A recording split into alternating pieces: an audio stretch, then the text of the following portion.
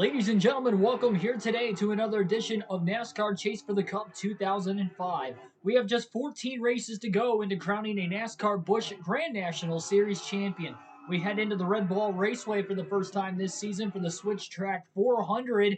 This should be a wild and yet longer race for the Busch Series. Not the first one and likely won't be the last as far as those go this season. Back at another fantasy track with this being Red Bull Raceway, a place where we ran once in the truck series, actually twice in the truck series, and we also ran twice here in the modified series. So this is definitely a familiar track, just new for the Busch Series schedule on this season. Like, share, and subscribe for more daily NASCAR content. This is part of our doubleheader Thursday on the channel. Coming up later on this evening at 6 p.m. Eastern Standard Time, we'll run the Geico 500 at Talladega on the NASCAR Heat 5 career mode. So this is the prelude to all that here today as we're about to get things started. Kevin Harvick will be starting on the pole. Without further ado, he's about to lead the field into turn one. Manny Brown outside pole in the 83 car. Green flag in the air. We're underway at Red Bull. Ashton G, Jonathan Everly, Kyle Larson fan, and Cars One Boy, welcome to the stream. And look at this, already on the first lap, Bobby Hamilton gets into the door of Kevin Harvick, moves him out of the way, and Hamilton will lead lap one here at Red Bull. Harvick went a little wide into turn one, and now they're three wide. Hamilton wasted no time. Harvick gets squeezed into the wall now down the backstretch, and already early troubles for the 21 team. Manny Brown just got into the wall off turn four as well. Bobby Hamilton Jr. shoves the points leader out of the way to lead the opening lap and get himself 5 bonus points here. Was not expecting that early on, especially in a 400-lap race. 400-lap race around a 3/8 mile short track.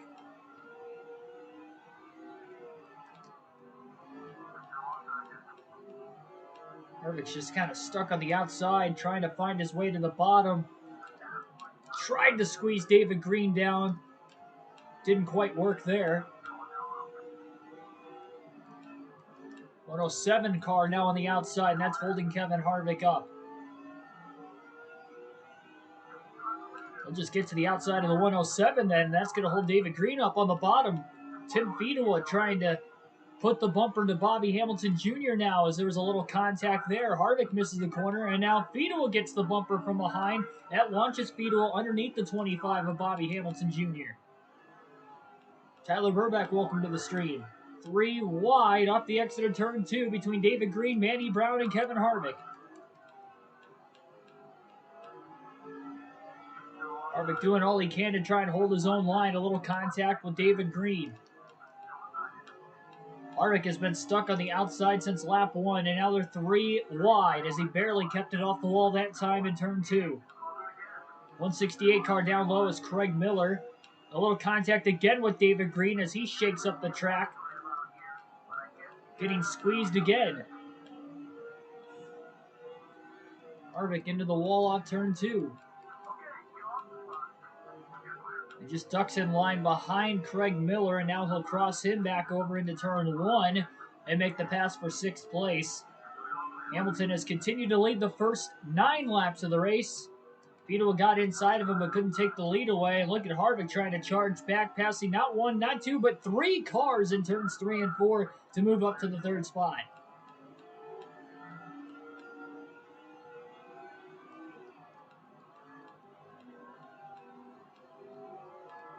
Fantasy team, well, the race is on Saturday. So the predictions video will be out on Saturday if that's what you're getting at. I do have to work on Saturday. I obviously get off well before the race starts, but that's not going to give me enough time to be able to get a live stream in, but I will have something uploaded.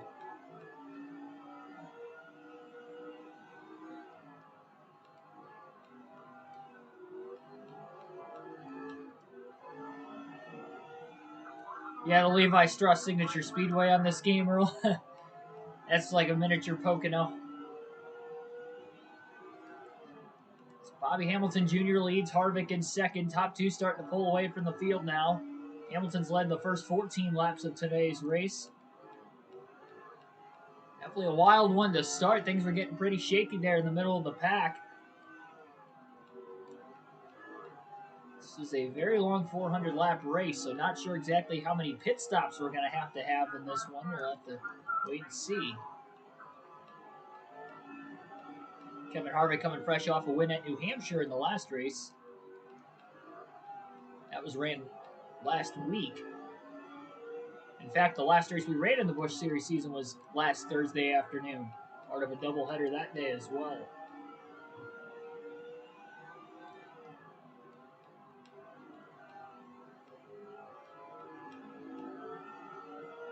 Harvick being very patient with Bobby Hamilton Jr. right now. Remember, Hamilton had a DNF and blew an engine in the last race. The race before that, he had a rough finish as well, so he's got back-to-back finishes outside the top 15. And when Kyle Busch and Kevin Harvick finished in the top 5 in both of those races, obviously Hamilton lost a lot of points. He went in 3 races ago, 70 points out of first, and now he's 202 out of first, which is just over 1 race worth of points. Still 14 races to go, and a strong performance today would be good for him, that's for sure. Harvick can't get the run to really get underneath Bobby Hamilton Jr. right now. We're going to be getting into lap traffic before long. Harvick gets the run off 4. Now he's underneath Hamilton. Hamilton tried to squeeze him. Still squeezes him down into turn 1. A little bump and run right back to the 25 car. Exactly what Harvick had gotten done to him from the 25 on lap 1, turn 1. So Kevin Harvick does it right back. Took him about 20 laps to do it. It was a lot lighter nudge than what Hamilton gave him as well, but nonetheless it works out. Kevin Harvick leading laps to get 5 bonus points himself.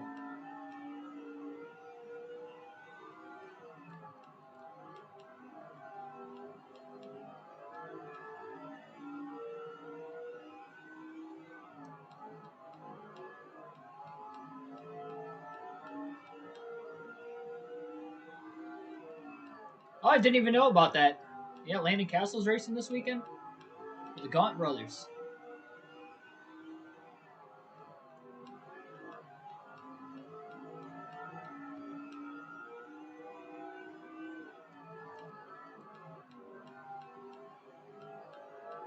Well, I mean, if Castle won, he wouldn't make the playoffs. Because you have to either run every race in the season, unless you get like a waiver for like an injury, or, you know, if you miss because of COVID, they'll give you a waiver because of that too. So he's not going to get a waiver running just the one race. He might have ran other races earlier in the season in the Cup Series. I don't think he has, but either way, he's ran nowhere close to the full season, so he won't be getting a waiver. Plus, he'd have to be in the top 30 in points anyway, even if he did get a waiver, so that's mathematically impossible. That would keep, you know, somebody else from winning out of victory lane.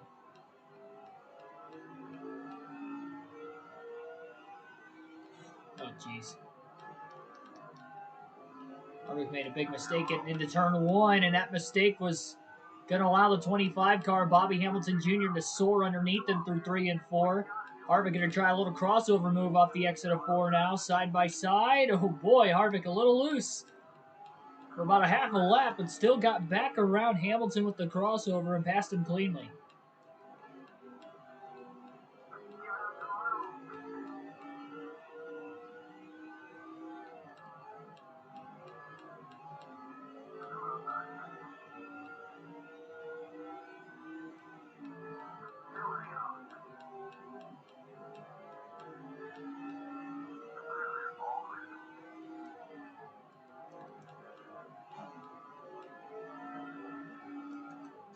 Jeez.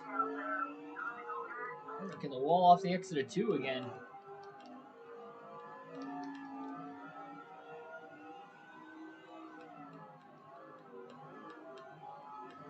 Hamilton couldn't get around Harvick with that mistake again. It's a long race, and Harvick's already made quite a bit of contact with the wall a couple times and with a couple other race cars. Only at lap 34. Not used to these Busch Series races being this long, but kind of like Old Spice Speedway was earlier this season, it is a pretty long race.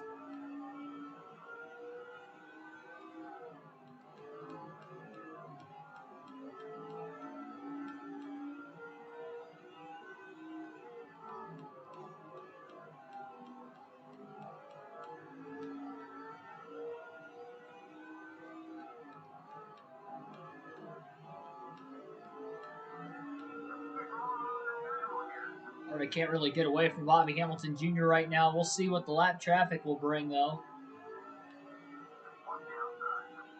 This long of a race, I do not see it going caution-free here today.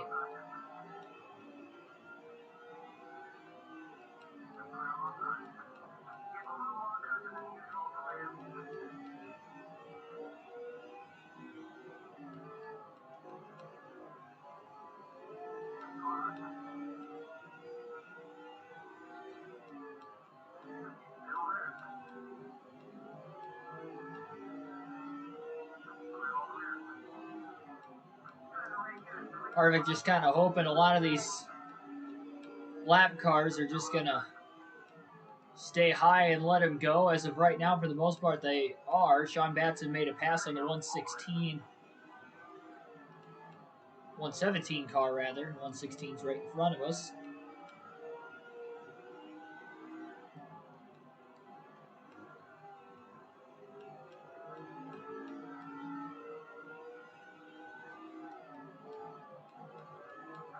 Serious fantasy question. Shoot.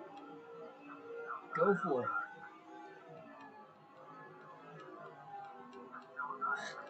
Ethan, welcome to the stream. Vote for Quinn Howe for NASCAR Ignition. We still got a couple months till that game comes out yet. But he is getting on it. He wants me to run as Quinn Howe that custom schedule season, if we have a custom schedule on there. I'm not sure if that's one of the features in the game or not. I really hope it is. In the worst case scenario, we just have to run the normal schedule, but we'll see, we'll see.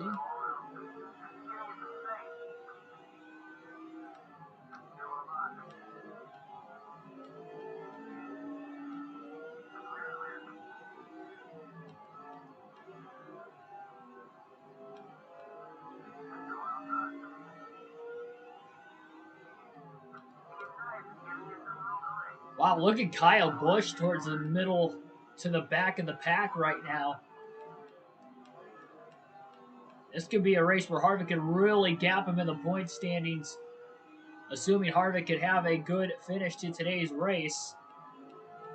Obviously, leading laps early. He's off to a hot start. Bobby Hamilton Jr. has really closed up on Harvick over the last couple of laps. And the lap traffic, and now the 163 just completely got into the side of Harvick. Harvick was trying to catch his car, and he ended up in the side of Bobby Hamilton Jr., who tried to evade to the outside.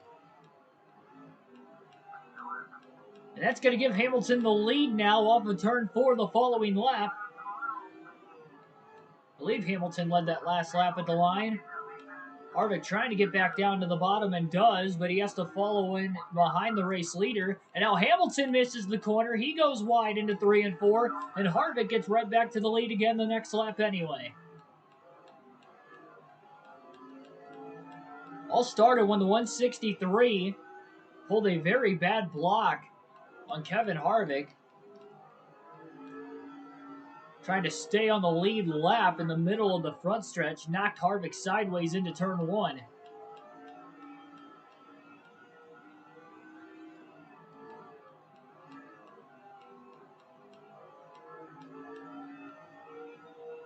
Yeah, I think Austin Dillon's got the capability of running pretty well this weekend. He's, I'd say, one of the more underrated super speedway racers. And the only reason I say underrated is just because I don't feel like he gives enough credit for running well. Now, most of his success has come at Daytona rather than Talladega, but still, hey. Obviously, we're going to Daytona, so it could work out for him. You never know.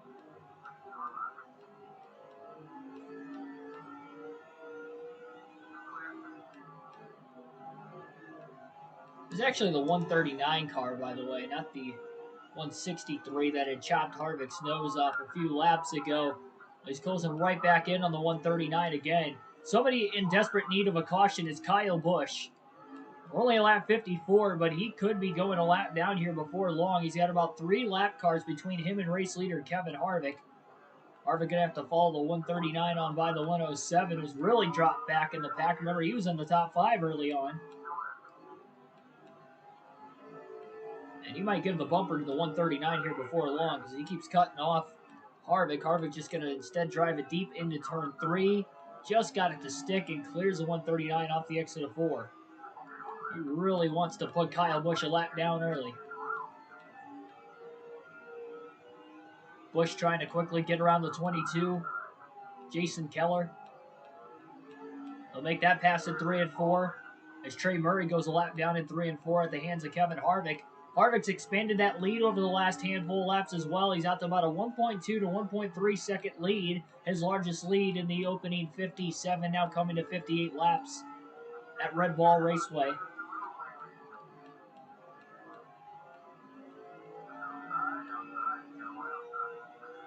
Keller going to go a lap down into turn 3. We'll see if Kyle Busch can hang on. Boy, does he need a caution fast.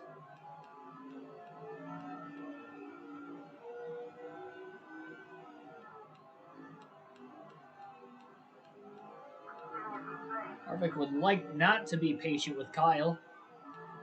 Kyle underneath Terry Cook right now in 1 and 2. That's going to buy him a little bit of time. Harvick not going to risk taking it 3 wide. You'd have to assume he's not going to. Contact way up ahead. Now Manny Brown going to go lap down after he started on the outside pole. So he's dropping back quickly as well. Kyle Busch making a ton of passes out of desperation right now. He needs to hit his marks because Harvick is right there. And now Busch slides up the corner off the exit of 4. Harvick going to get underneath him into turn 1. That was just enough. Oh, and he ran him up the track. Harvick runs Busch up the racetrack. Terry Cook going to get back by Kyle now. Kyle stuck on the outside. Billy Parker in front of him. He'll go a lap down off turn 4. And Kevin Harvick wasted no time trying to get around Busch and put the driver who's trying to chase him for the championship a lap down here at Red Bull.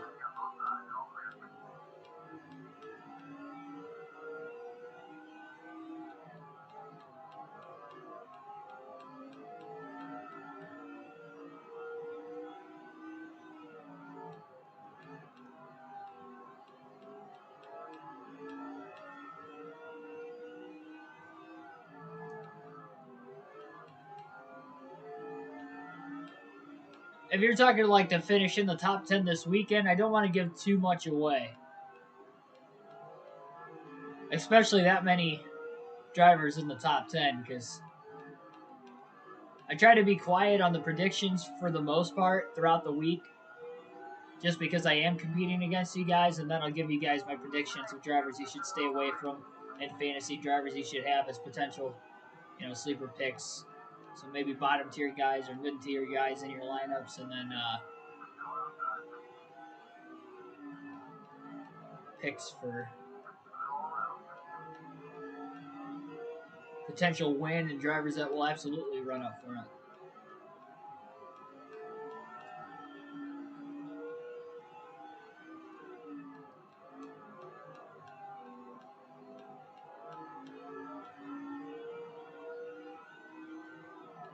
I haven't gotten the word on halfway on fuel yet. With this being a 3/8 mile racetrack, can these guys make it on one stop? Is it possible to get to lap 200 before getting to halfway on fuel? That could be a fuel mileage race. We almost had one at New Hampshire in the last race. It was almost a fuel mileage race if it wasn't for that late caution coming out with about 22 laps to go. It was going to be a fuel mileage race. We had a couple drivers still try to stretch it, one of which being Kyle Busch, who still hung on for a 4th or 5th place finish, but took him out of a shot to win. And he wanted to do something different as Kevin Harvick, who had come on the pit road. Problem is for Busch, only 2 drivers stayed out, him being one of them, obviously, so it didn't really buy him a lot of time. Harvick, meanwhile, out to about a 2.2 second lead at lap 73.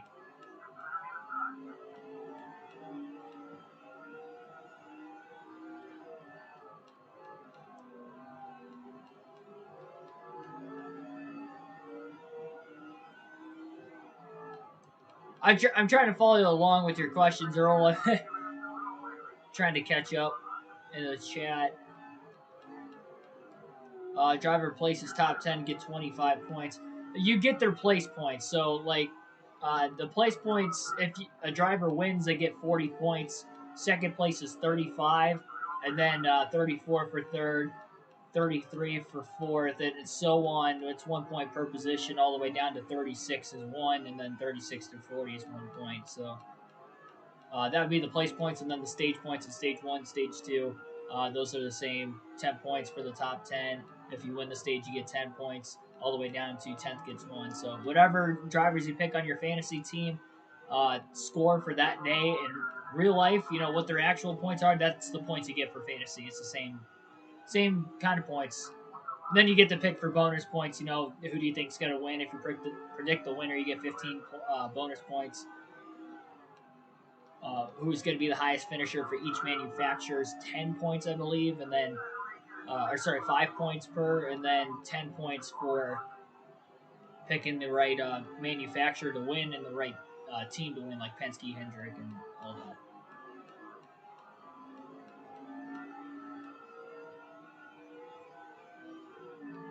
David Green going to go lap down. He was also in the top 5 early on. Just hit halfway on fuel at lap 78 2 laps ago. So these guys will not make it on one stop today. It is a guaranteed 2-stop race, maybe more depending on cautions. I'd have to assume we're going to get at least one today. I doubt this is going to be a race where we're going to go caution free. We have had a few of those this season, but with this being a very long race on a short track here, I just don't see that happening.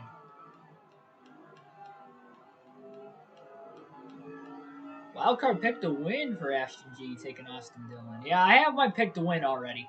I don't know my full fantasy team yet. I got a couple days to figure it out, but I definitely know who I'm going to pick to win the race this weekend.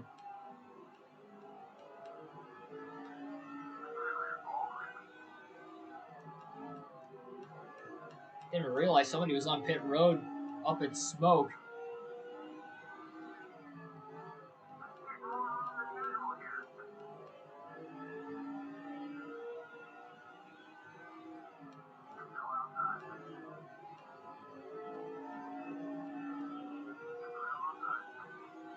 We've never really ran into a tire limit issue with NASCAR 05. We don't have one for the Cup Series. We do have one for the Truck and the Busch Series, but we've never come close to having to pit more than 4 times in a race. I don't think we pitted more than 3 times in a race period all season anyway, so 4 sets of tires is plenty good. Without any stages, it makes it a little easier because you can take it to the end of the run like every time. And instead, when you have the stages in today's NASCAR, especially in the Xfinity Series, how short they are, you'll see everybody pit after like 40, 45 laps in the first stage, even though the fuel window is like 55 to 65 laps at most of those mile and a halves. So it's kind of, almost making them pit because you don't want to pit under green if everybody else is going to pit under the stage break, so you'll lose a lap.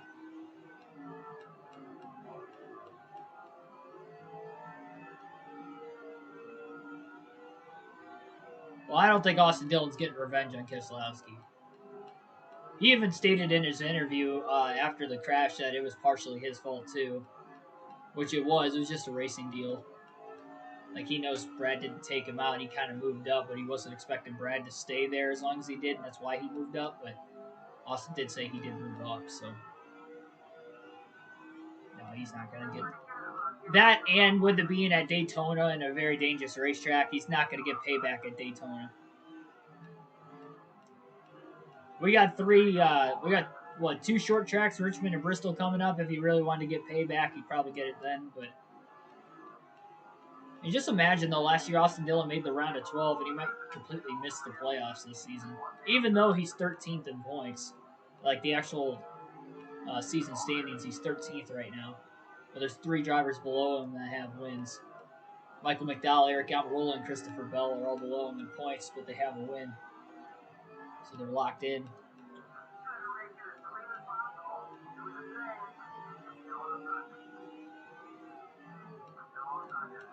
Harvick just continually and gradually pulling away. 4.9 second lead. It's allowing Harvick to try to lead as many laps as he possibly can. Get himself in perhaps max points day if he ends up going on to victory lane later on in this race this afternoon.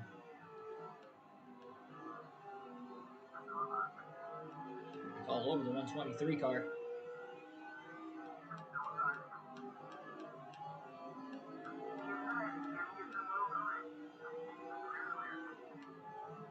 I do have a bold prediction, though, as far as the playoffs go this weekend of who I think is going to make it.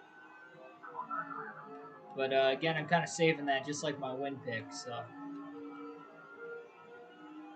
I'm saving all that stuff for this weekend on Saturday. If I had to guess, that video is probably going to release. I don't want to give up when it's going to release quite yet. I may film it.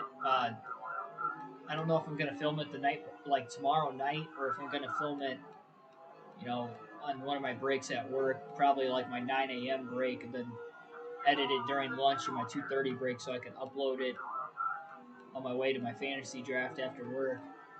So I got a fantasy football draft at 6 o'clock at this guy's house, our commissioner's house this weekend, so I won't be able to do a live commentary of the race. I will be doing live commentary tomorrow night for the Xfinity race, though. So we are still doing live commentary for a race this weekend, but it will be the Xfinity race instead of the Cup race. I will be watching the Cup race that guy's at the commissioner's house. I watched it last year on my laptop. No big issue. Didn't miss any of the race. Was still able to focus on my fantasy on my phone, but I did not miss a lap of the race. So plan on doing that again this Saturday. It happened last year too that the race fell on a Saturday night, because at least like before, when Indy was the cutoff race, it was on a Sunday afternoon. So I was able to, go to the fantasy football draft that Saturday before, no problem.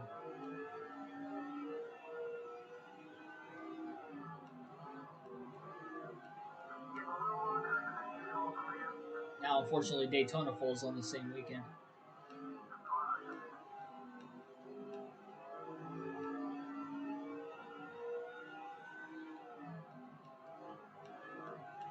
I prefer to just watch it from my house, but at least I could still watch it.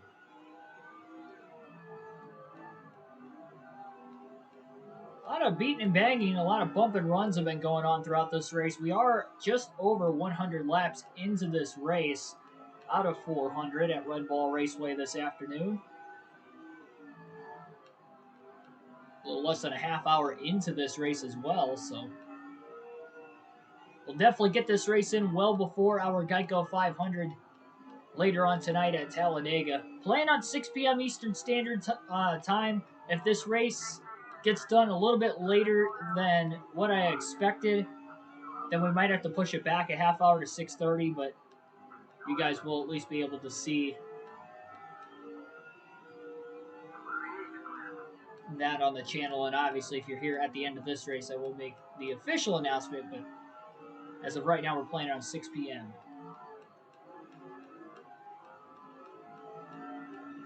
No caution so far, so pretty quick race pace to start this one out here today at Red Bull. A lot of these drivers, he's already lapped once, and he's out to just over a 9-second race lead. Harvick definitely doesn't want to be the first driver to make it onto pit road. I feel like if we are going to see an accident, it could happen with drivers exiting and entering pit road. It's a tough racetrack to do so, with it being a 3/8 mile short track. Not a lot of space, especially if the field is spread apart as they are right now too. Not going to get a lot of warning as to when a driver is specifically going to pit. With Harvick hitting halfway on fuel lap 78, he should be able to go, if I had to guess, anywhere between lap 155 to 165 are likely going to be the green flag pit stops. If guys start to pit before that, maybe 150 to 165 will be the pit window, but I don't expect anybody pitting before that or after that.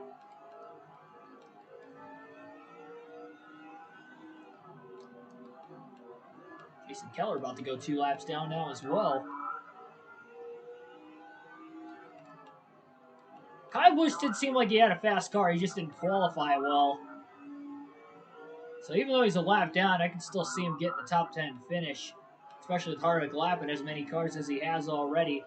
No way of indicating exactly how many cars he's lapped, but we do know he has not lapped the entire field by any means because that lead's still at about 10.5 seconds. Lap times have been pretty consistently in the 15.3s as of late during this run. Fastest lap of the race for Harvick so far is a 15.330. That last lap was a 15.381. This lap at the start-finish line is going to be a 15.558, so a couple tenths of a second slower than the lap prior. Matt Ryan as your starting quarterback on your fantasy team. I mean, that's the thing about fantasy. It's like you can feel confident and like have a terrible season, or you can feel not so confident and go out and win it. Like last year, I felt super confident about my team, and I started off so bad. I think I started like 2-5 or 2-6, and then I went on a hot streak to end the year. But because I already had 6 losses, I think I only lost like 2 or 3 more games the rest of the season. After I started 2-6, but I finished I think 5th in the league. 6th. I might have finished 6th out of 12 teams.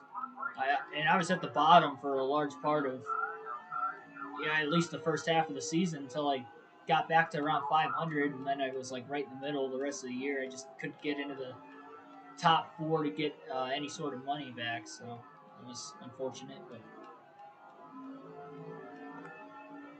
And then the year before, I won the championship, and I didn't think I drafted well at all. Like I thought that was like the worst draft I had in that league.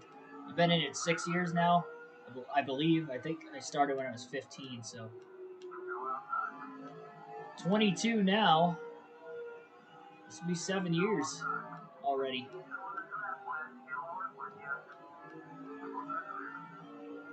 At least I got a championship in my first 5 years in the league. Not a lot of people in this league can say that. It's pretty tough to win. I think our commissioner went like 12 years because this league's been like 20 years old. And he's got 3 championships, but it took him like 12 years to win his first, so it is tough. Yeah, if I get the number 1 pick, I'm either taking Derrick Henry or Christian McCaffrey. I think the safer pick is to take Henry just because McCaffrey's coming off of injury, but McCaffrey gets so many receiving and rushing yards, though, versus like a lot of these running backs is primarily rushing. Contact with Mike Bliss.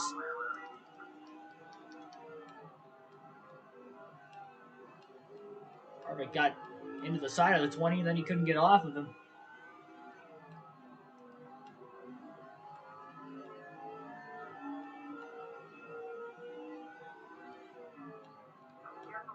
Kyle Busch crisscrossing with Sean Batson. Harvick going to go 3 wide underneath Busch and Batson getting into the corner. Sending it, and Kyle Busch is now 2 laps down in this race. 1 lap down is tough enough to come back from 2. Could be even tougher for the driver sitting second in the point standings behind Kevin Harvick, who's not only the points leader but the race leader as well. And Harvick has by far led the most laps up to this point in this race today.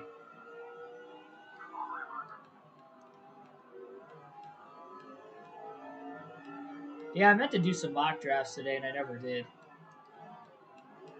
I got my fantasy magazine for when I go there, so I'll try to keep myself informed as much as possible. See, that's the thing. It's like, especially like the last like handful of years, I haven't paid as much attention to the off season for the NFL, but I still try to prepare myself for the draft and the weeks leading up to it. But I'm so in depth with NASCAR, NASCAR being my number 1 sport, that when the NFL's not going on, I don't pay attention to it at all. For the most part. Like once the draft's over, I don't really pay attention to it. And even when the NFL starts, it's during NASCAR season. NASCAR's in their playoffs, so I'm still watching the race every Sunday over, NFL. It's just once they get about 8-9 weeks into the season, when NASCAR's finally done, then I'm watching football on the weekend. But I usually only watch the race. I'll watch my Packers if they play like a primetime game. because I try to watch all the Packers games I can. But if the Packers game's going on at like 1 o'clock during a race, then I'm not watching the race. But luckily, the Packers, pretty much ever since they won a Super Bowl back in 2010, and Aaron Rodgers has been their quarterback. Even before that, Favre, when they were quarterback, they get like 4 or 5 primetime games a year. And a lot of them last year were like early in the season, so I think I only missed like 2 Packers games because of NASCAR races last year.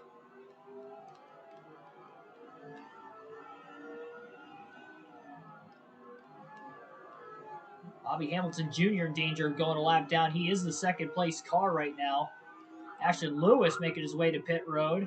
So does Herbie Sadler. So green flag pit stops are just now starting. Harvick going to try to lap Bobby Hamilton Jr. And he clears him into turns 1 and 2 to put him a lap down. And now Harvick has lapped the field. Thought Hamilton was going to try to get to pit road. He was just looking to cross over the 21. Harvick's tires are starting to wear out just a tad bit more. Both stages of your Charlotte truck race. There you go. There you go.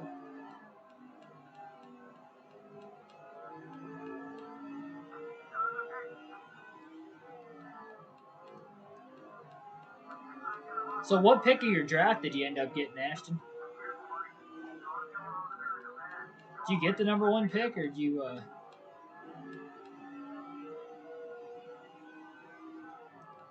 I'm kind of somewhat hoping I get number 2, just so I don't have to make the decision between Henry and... Oh, man, these guys are really slow coming out of the pits. Harvick's committed to taking this run as long as he possibly can. He'll be more than willing to trap a bunch of these guys a lap down.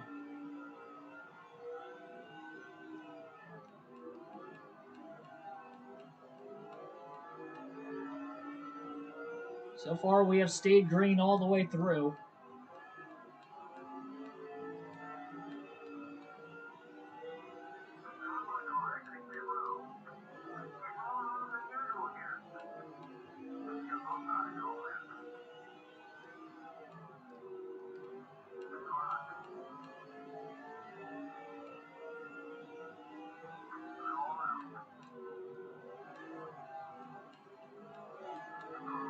Brantley trying to get back underneath the 21 of Harvick. Almost did. Harvick had to check up a little bit when the 128 car came off the pit lane. 8 wins, 16 stage wins gives you 50. Yeah, I know you mentioned a while ago that you haven't raced on Legend difficulty. If you're dominating that much, you do have to turn the difficulty up. It can be challenging for sure, but that's a whole part of the fun, I feel like, is being challenged. Like, I'm having fun dominating the season that we're running right now. And the final season of the Career Mode, winning the 6 of the first 8 races, but it's, if we do that all season, it will kind of get old. But this is the first we've really seen this kind of dominance out of me in a NASCAR video game on the channel. So I guess for it to happen once, I'll take it, because very rare it's going to happen again on the hardest difficulty.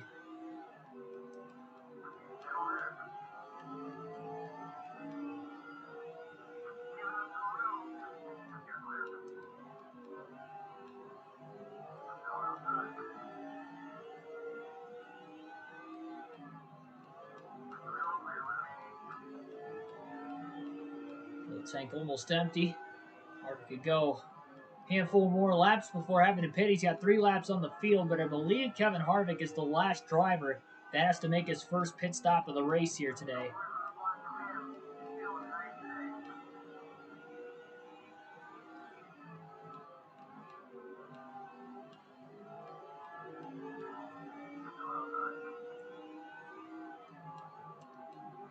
Lap 152 is going to be when Kevin Harvick will hit pit road. Lap 152 will make his way down. 4 fresh tires, full tank of fuel, no adjustments to the 21 car. Had a couple scuffs and scrapes very early in the race that he'll repair, but outside of that, again, no actual adjustment changes. And he turned Sadler off turn 4. Now we're at lap 152, so Harvick will pit this time by. He's on the inside of the racetrack. He'll get down there easy. Pit road speed limit 70 miles an hour, like every other track in this game. Easily going to make it into the pits on time. So again, no adjustment changes. 4 fresh tires and a full tank of fuel, coming for the 21 team.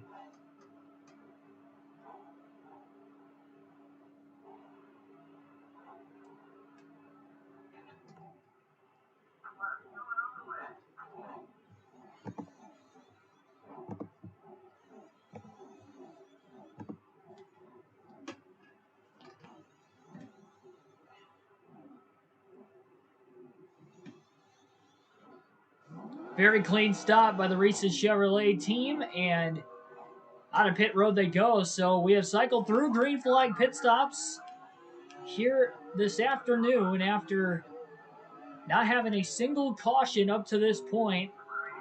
Harvick quickly going to get back up to speed now. Still has a 1-lap lead on the field. Bobby Hamilton Jr. is right behind him. He would be in second place right now. First driver 1 lap down. And trying to get back on the lead lap.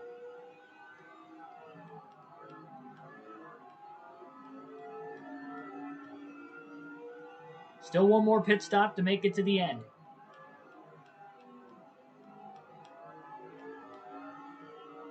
Alternate through the different camera angles for the first time in the race today. For about the next 4 laps. We'll go back to the far chase cam for a little bit. Then under the final tire stent to the finish, we'll go alternating through the cameras once again.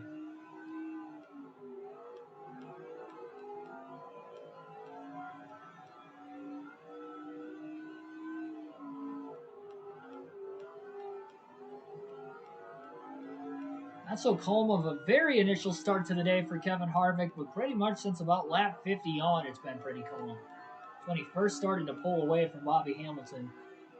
Just after lap 50, once it got deeper and deeper into lap traffic, he was able to get a couple seconds ahead of him and then just completely pulled away after that, really. And that's what's left him to a 1-lap lead on the field. And this race staying caution-free up to this point has obviously freed up the ability to do that.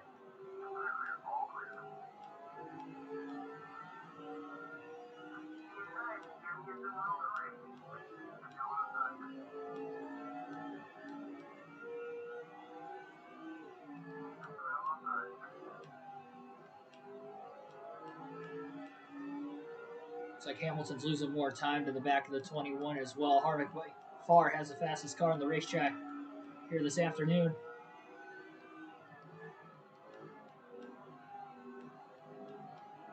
Again, just a reminder, if you are tuned in right now, like, share, subscribe for more daily NASCAR content on the channel.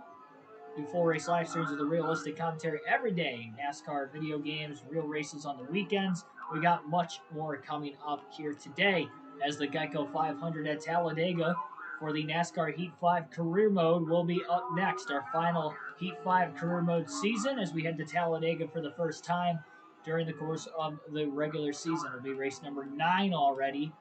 It'll mark us a quarter of the way through that season. Part of our doubleheader Thursday of action. Tomorrow night on the channel, we'll be live streaming the live commentary of the NASCAR Xfinity Series race at Daytona.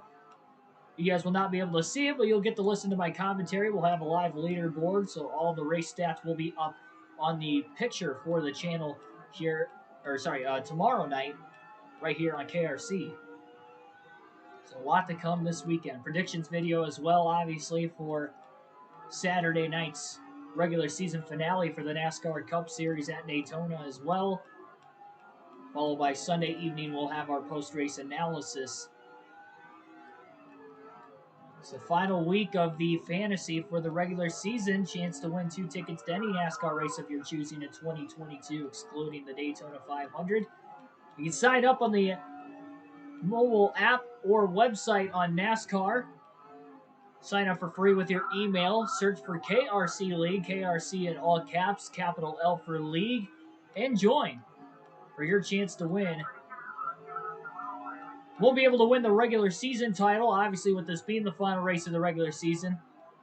But you can play for free, obviously, this weekend. Well, it's for free every week, but you can play to maybe understand the system a little bit, how it exactly works, so that way when the playoffs start the following week at Darlington on Labor Day weekend, you'll be ready to go because you do not want to miss a race to have your shot to win in the playoffs. We'll be crowning a champion after Saturday night for the regular season and another champion in the playoffs. Automatically qualify for the playoffs by simply just being in the league. And on top of joining the league, only other criteria you need if you win to be able to get those tickets is be a subscriber of the YouTube channel right here.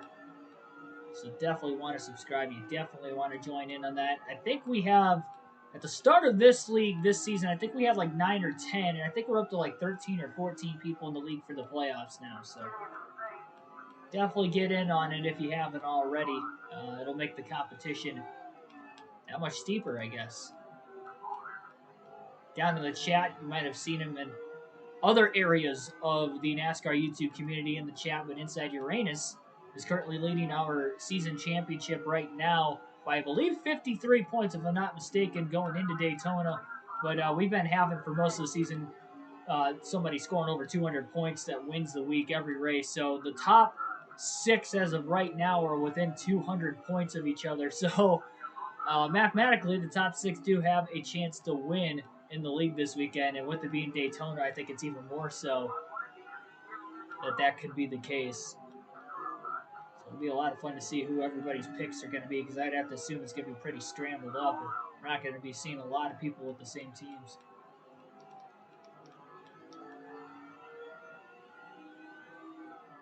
Try and join next season. Well, you can join. You can join now, so you have your chance to win in the playoffs as well. Part of what goes along with that too is I get you 2 tickets and then 1 for myself, trying to make it possible to go. Obviously, I'm not going to know exactly what track I'm going to until you guys pick. So I do ask that you guys pick by the end of the calendar year. So by, December 31st, you guys have to pick a race. So that way I can make it, especially if it's earlier in the season, then I can try to make it myself, because I will do all I can to get out there. And then you get 2 tickets of your choosing, so you can bring a family member. You can bring a family member or a friend along. If you are under the age of 18, obviously you have to have adult supervision. I have to give them the ticket specifically, probably email to them, so that way they could get the tickets, obviously. So if you're under 18, it doesn't have to be a parent or guardian. I'm not a creep. Just putting that out there. Just want to go out, have fun, watch some racing. But I have a chance to win this week. I'm the 1 second in points, 53 back, so you can bet. You can bet I'm going to be going for broke. Sorry, never mind. I thought I saw somebody else in the chat. Yeah, Darlington starts the playoffs. Labor Day weekend.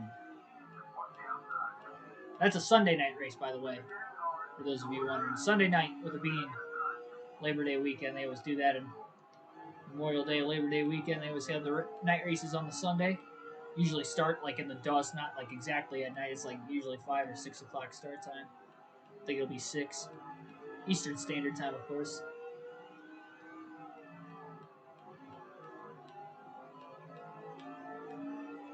Yeah, again, you can join NASCAR mobile app or the NASCAR website. Go to Fantasy. You sign up with your email.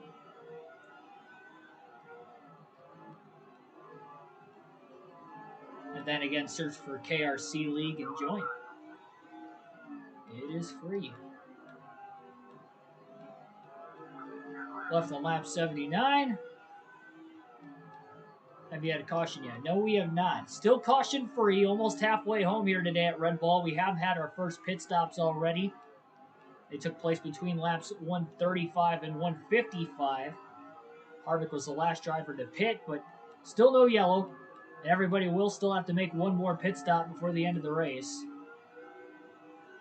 Likely going to be before lap 300, if I had to assume, and that would be at the very latest.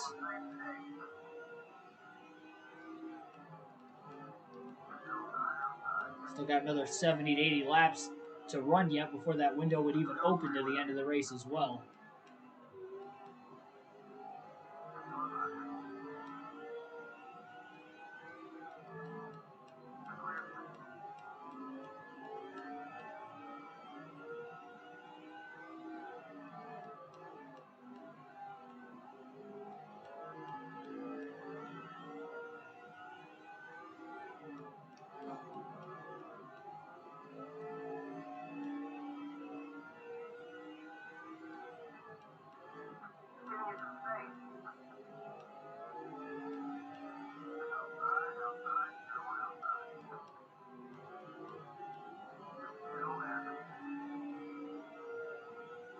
Slid up the racetrack. Luckily cleared the 128 car off the exit of turn 2.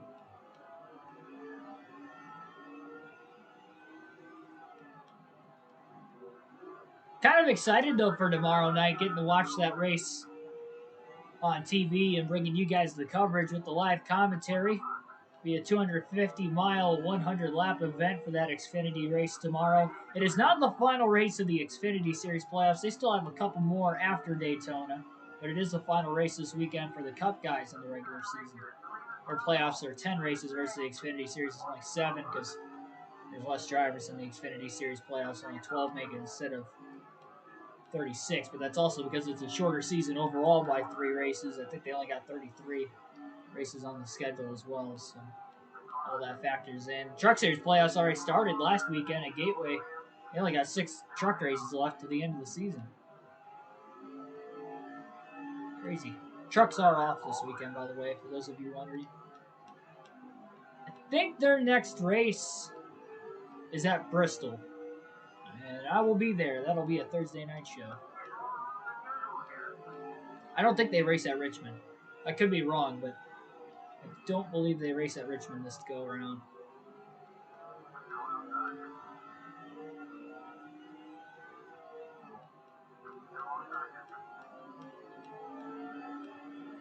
Almost halfway. Just a few more laps and we'll get to that point.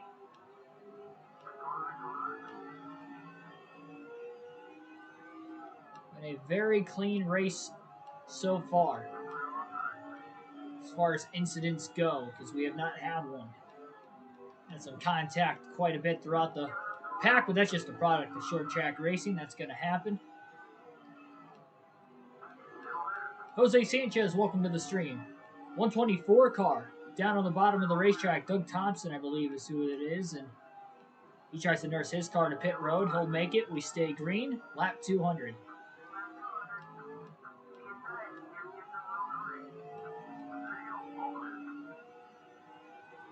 Remember, if this was a normal length Busch Series race, we'd only have about 50 to 100 laps to go here at Red Bull, but instead we still have 200 left as the cross flags are in the air. That time by to the start-finish line, so we are officially halfway home. 200 laps down, 200 laps to go. We'll see. Oh, yeah, that's right. The Truck Series is at Darlington. My bad. My bad. You are right.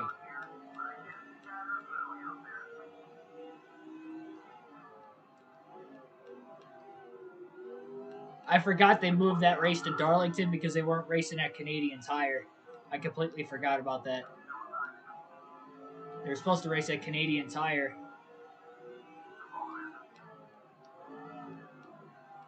And they swapped it out because of the because of COVID. So now they're racing at Darlington. Same weekend as the truck and the Xfinity Series races.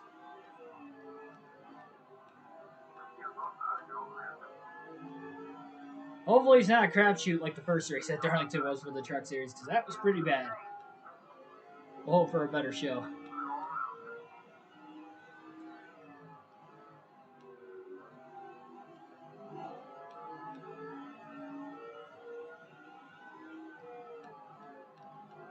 All things considered, I thought the Gateway race was pretty good racing. One thing to beat and bang, you know, on a short track style racetrack, but it wasn't really sloppy. And yeah, there was a big wreck at one point, but that was a complete accident. John Hunter Nemechek lost power in the middle of the straightaway and Yeah, guys going 3 wide behind him that just had nowhere to go. I mean, it was just a freak accident kind of thing. So, cannot fault the drivers by any means on that side. Just a crazy, weird thing to have happen. Especially close after a restart where everybody was bunched back together. And Nemechek was so far towards the front of the field that there were so many trucks behind him, too. Made it even worse as far as nowhere to go, really, when that happened.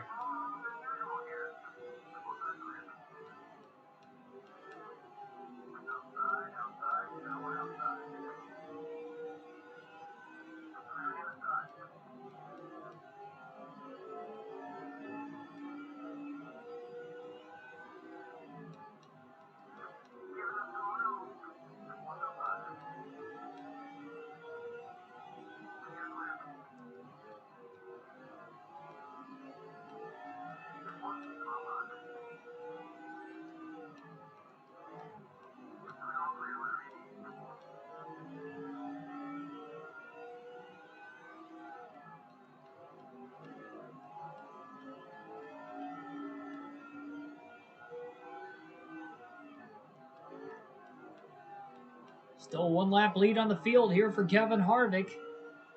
Officially 187 laps remain. We're on the short track at the Red Ball Raceway.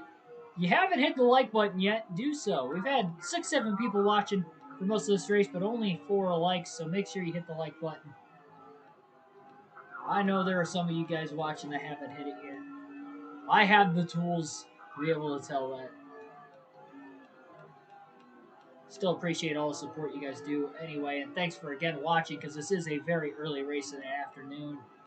We've kind of been hit or miss with these early afternoon races, or at least afternoon races in general during the week. We've ran them on Mondays and Thursdays over the last few weeks just to get more of this Busch Series underway now that we have to run that extra season of the Heat 5 career mode. One way to keep this series alive, as well as still continuing NASCAR Heat 5 for one more season. Harvick gets just completely dominated so far. Yeah, there we go. Somebody hit the like button. Somebody listen. Thank you so much. Appreciate it.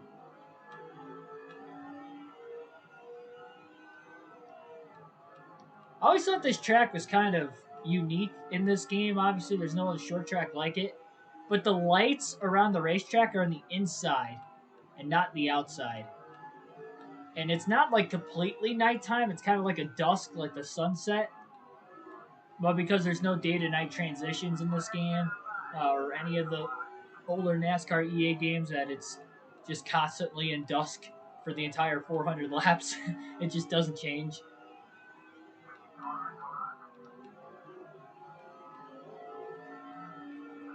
Does anyone know the answer to your question? What was your question?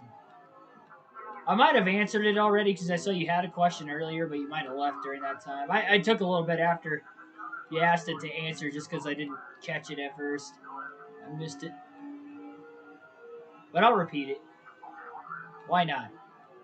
We're on a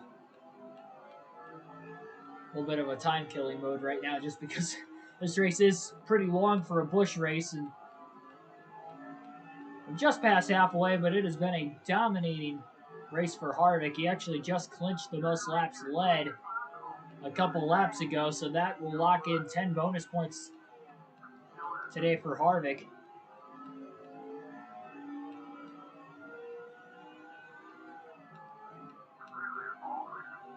Kyle Busch might end up going 3 laps down here shortly. He's up ahead. And pit window to make it on fuel to the end of the race as well is going to open up in about another 25 to 30 laps.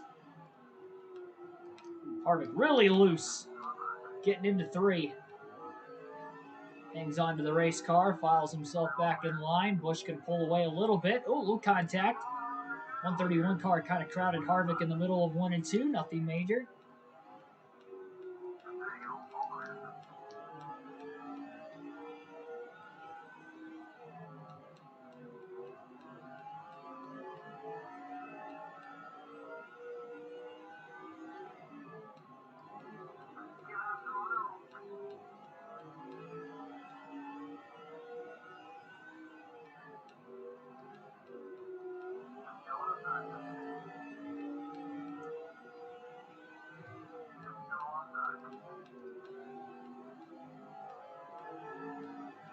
I'll tell you what, I can't wait for that Talladega race later on today on the Heat 5 career mode because we know how good of action Talladega can bring, especially in the NASCAR Heat 5 video game.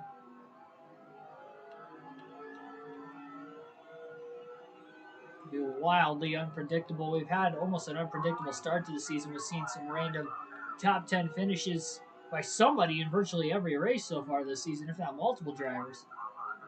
Busch going to stay high. He's going to let Harvick go, and now Kyle Busch is 3 laps down that time at the start-finish line. He has just had a rough day today. Trying to keep his championship hopes alive. And they will still be alive because we'll have 13 races left even after the checkered flag flies in this one. We go to another short track. Not a fantasy track, though, but it is a track that is no longer on the NASCAR Xfinity / Busch Series schedule anymore, and that will be at the IRP Indianapolis Raceway Park for another short track race on the season. Won't be as long as this one by any means, but we'll have back-to-back short tracks and unique tracks at that on this schedule. Not sure exactly when that live stream is going to be, but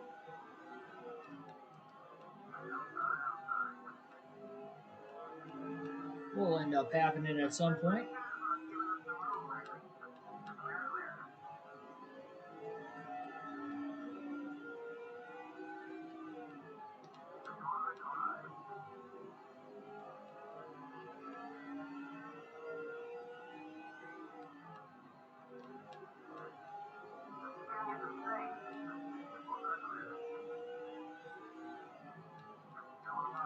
Oh, a little contact. Luke Nixon just shoved the 109 car up the racetrack. Harvick gets a little loose, trying to get into one, get underneath him.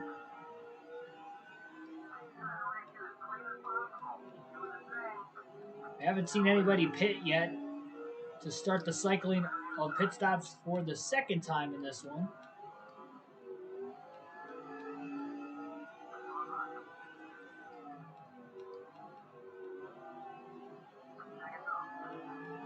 Feels like Harvick's car is getting a little looser on this run as he gets more laps on his tires compared to the last run. Really felt that over the last 10 to 20 laps. And he's been in constant traffic too, so that can't help.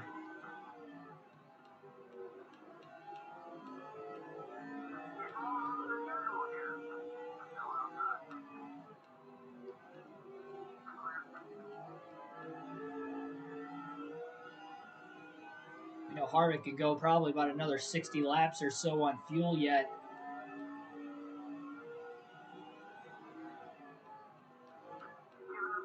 Might not go quite that long, but we know he doesn't want to pit early and risk a caution coming out in the middle of stops. And some of these faster cars he was racing with very early in those first 50 laps of the race battling for position, that they get back on the lead lap, and that puts Harvick in maybe a little bit of a hole.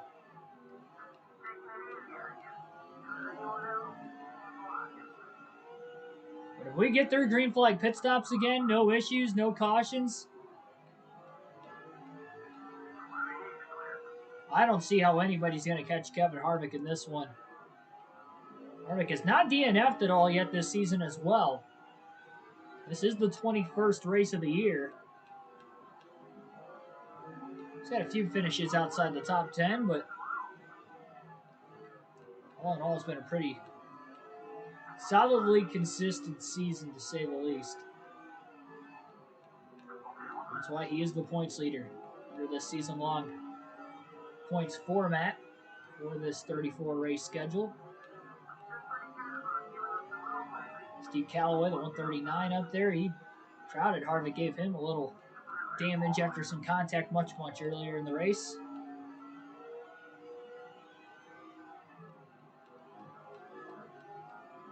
Pit now, you have to make one more stop. I don't want to pit now because I don't think we can make it quite that far. No, we wouldn't be guaranteed to make it to the end from here. That's why nobody has pit yet. I think they're just going to wait and play it safe and try to make sure that window is going to open without having to stretch it on fuel if you don't have to absolutely stretch it. Plus, it is a short track. You don't want to give up massive advantage. We pit, we're going to give up 2 laps. And I know we got a 1-lap lead, but that still could put us a lap down. Then we get a caution that we're the ones in a bad situation. So definitely don't want to pit before any of those other drivers who are 1 lap down if we can help it. So definitely going to stretch this fuel run out pretty far, at least another 40 laps. Jackson Thomas, welcome to the stream.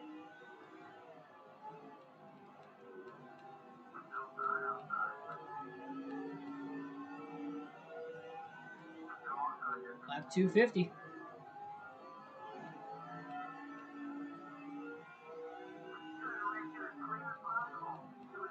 Just think, if it was a normal length Busch Series race, we'd be done right now. That would have been the checkered flag. Still got 150 to go.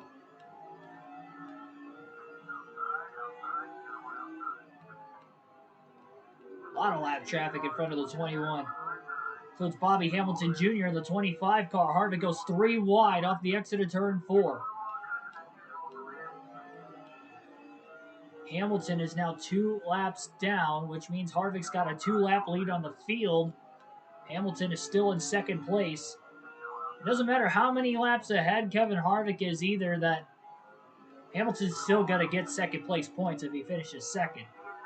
Just as far as anybody trying to catch Harvick for the race win, it's going to be less and less likely the more laps he puts on the field here. This is only possible, again, for one, it's not a very big racetrack. It's only 3/8 of a mile. So there's that. And also we have stayed caution free for the first 255 laps now.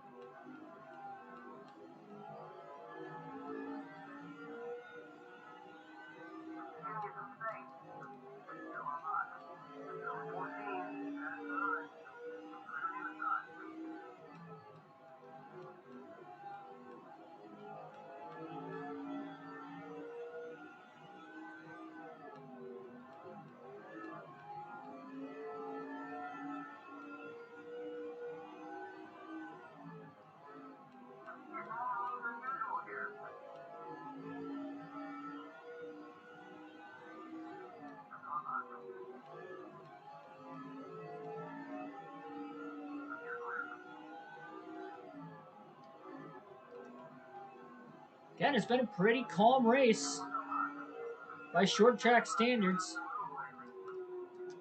We only had 1 caution in the last race at New Hampshire, but it did come very late with 22 to go, and that was a 200-lap event on a 1-mile racetrack. So maybe if we get a caution here, and this one's going to come really late in the race as well. We're already past halfway. Well past it as well. 2/3 of the way home.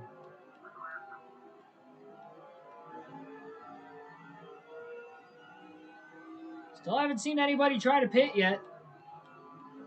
And never mind, now we have our first comer onto pit road to make their second and final pit stop of the day. And that will be David Green in the 37, who was in the pits.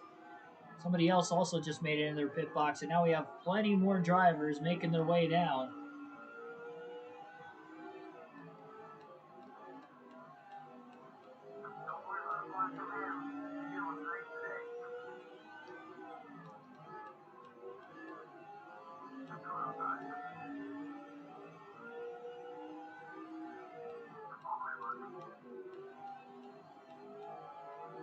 Drivers trying to come off the pit lane is what you really got to look out for.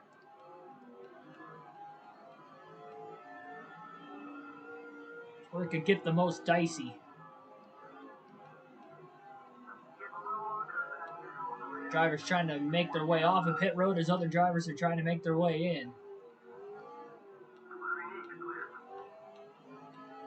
They're kind of sitting behind Shane Kirkland right now. He wasn't sure if he was going to want to make it into the pits. Same with the 123 car. Now will make his way around both of them in turns 3 and 4.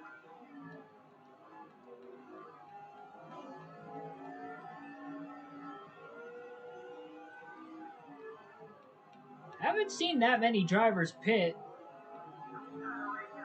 All these guys on that same strategy as trying to take it as far as they can here. They did pit about 5 laps before Harvick.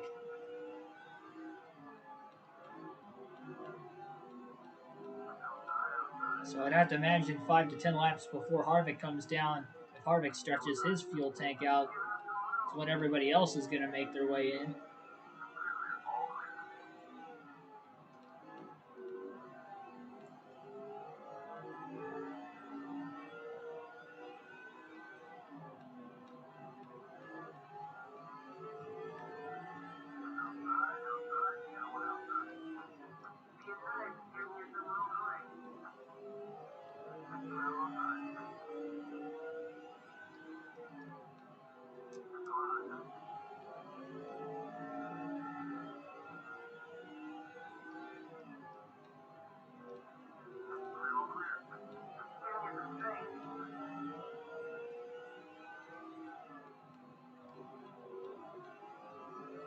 And here comes Ashton Lewis into the pit lane.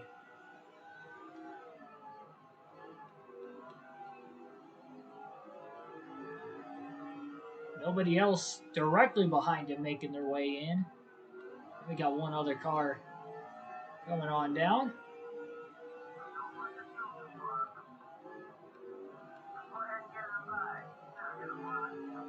Only 2 drivers out of the race, so still 41 race cars are on the racetrack. Those 2 drivers DNF due to engine failures.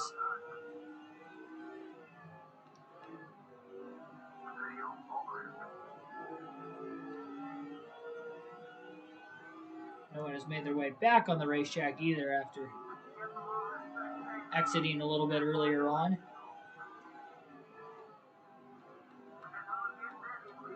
Yep, NASCAR Heat 5 still going on tonight. Talladega, Geico 500 for the NASCAR Heat 5 career mode. As of right now, our start time is going to be at 6 p.m. Eastern Standard Time. Depending on exactly when this race ends, we'll have the official start time. At the very latest, though, it will be 6:30 p.m. Eastern Standard Time.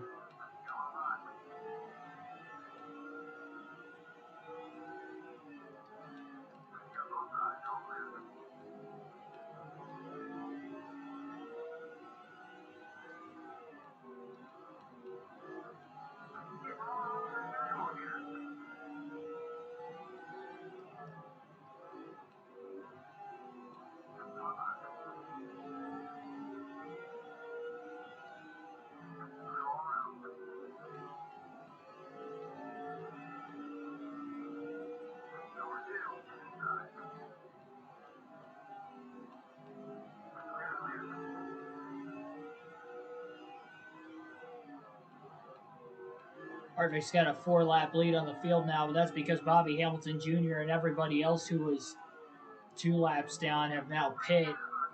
Harvick had a 2-lap lead on the field before the second wave of green flag pit stops started.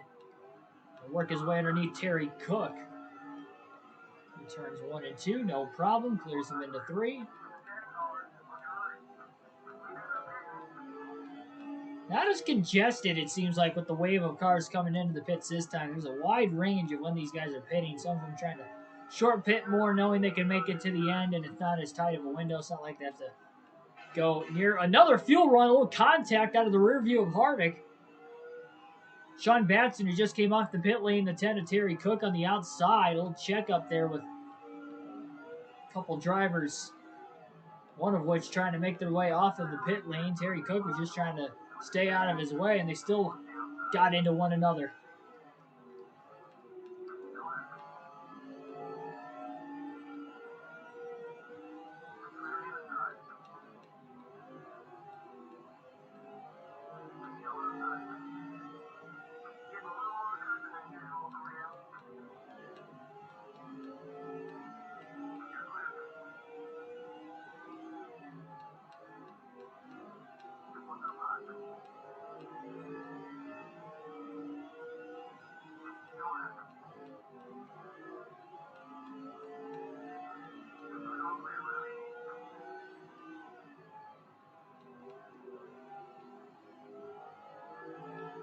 I believe nearly everybody has made a pit stop, excluding the 21 of Harvick. Should say a second pit stop.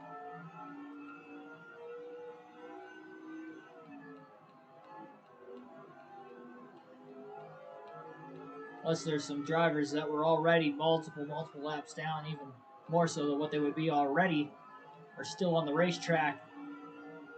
We talked about those guys further back in the field.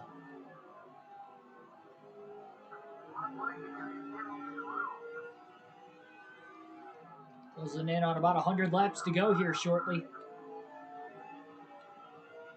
About 4 laps in a minute here, the Red Bull Raceway, so in all honesty, not too much further away from the end of the race, maybe about a half hour or so at the very most.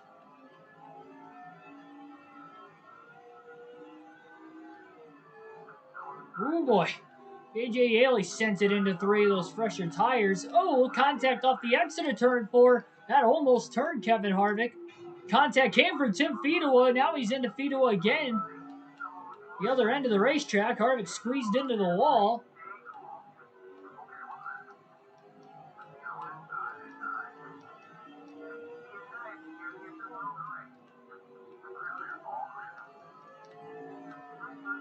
It's getting trained now. Chain reaction of events there.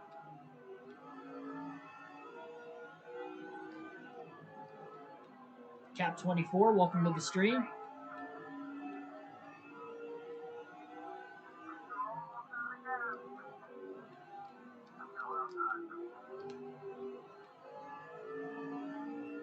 I don't know what news exactly you have to bring, but sure, I'm ready for you.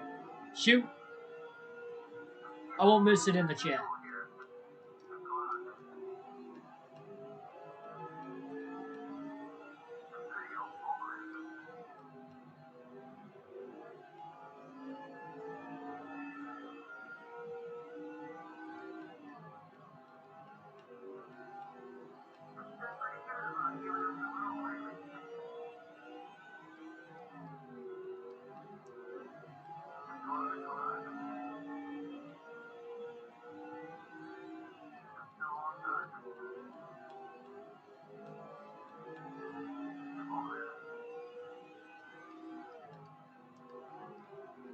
It's kind of crazy how much further on both runs, especially the second run, that Harvick is willing to go on his tires. He's in no hurry to make his way onto pit road.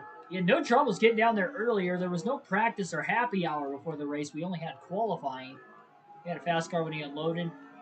A little loose in qualifying, so tighten it up from qualifying to the race, but qualified on the pole at least. And again, he's led a lot of laps in this one. Not every lap. Bobby Hamilton Jr. led about a little over 20 laps very early in the race, but outside of that, Harvick's led every lap since. He's likely going to go on to lead well over 300 in this race. And we're 1 lap away from 300.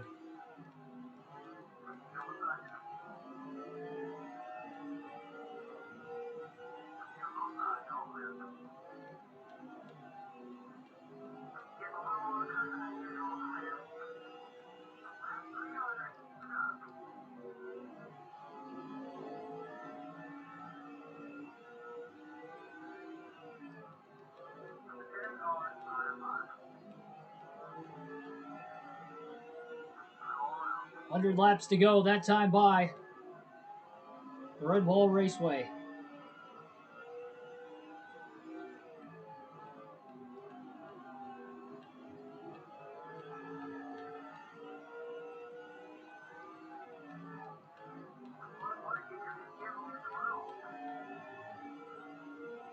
Surprised we haven't hit where it said fuel tank almost empty yet.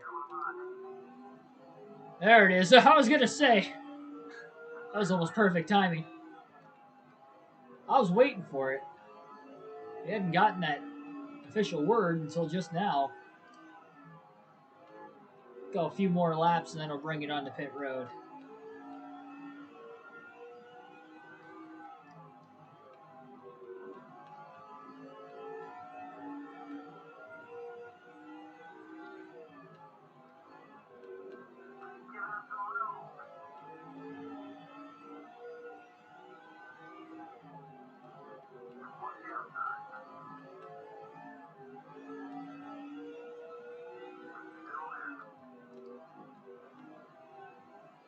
Pit at lap 307 is where Harvick will make his pit stop. So when he comes off the pit lane, he'll have 93 laps to go from that point to the finish.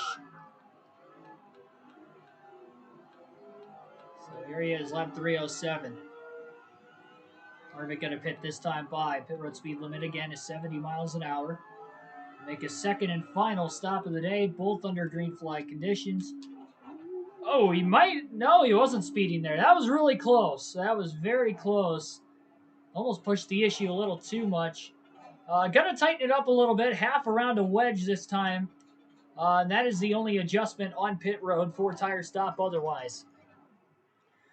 Remember, told you been in simulator on various tracks, over 100 different ones to date. Just under 7 weeks. Joining the NASCAR Mexico Series with 3 or 4 tracks in the Mexico City. Oval 2 or 3 layouts for road course. There you go.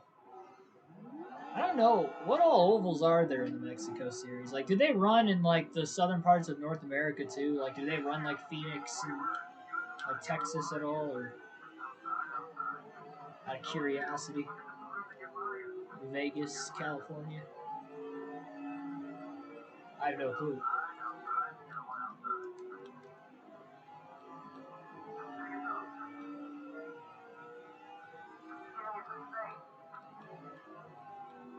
Clean stop on the 21 team that time. Made their adjustment, made their way off of pit road. Up to speed, 91 laps to go at Red Bull. 2-lap lead on the field. Which is what he had before the start of that second wave of pit stops. So everybody is plenty good on fuel and tires to the end of this race. Now it's just a matter on staying green to the end. Even if we don't, it's going to take a couple cautions for anybody to not only get back on the lead lap, but to restart right along with Kevin Harvick as well. We probably need 3 cautions to do it. Get the free pass the first time, get the 1 lap down, tail end of the longest line. Get to the free pass the second time around, tail end of the longest line to get back on the lead lap. And then another caution to get bunched back up with the leaders. So, barring 3 late race yellows, and, you know, or one of them possibly taking Kevin Harvick out of the race, you never know with that. And this race is pretty much over.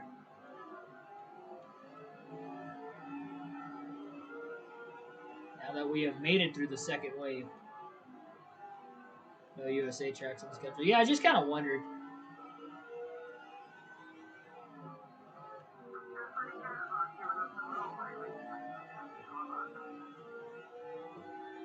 Honestly, didn't even realize how many ovals they might have even had in the Mexico Series, honestly. I never watched the Mexico Series race, so I don't know any of the tracks they race on. I don't know if they race on that Mexico City road course that NASCAR used to race on. I'd imagine they probably do. Busch Series ran there a few times.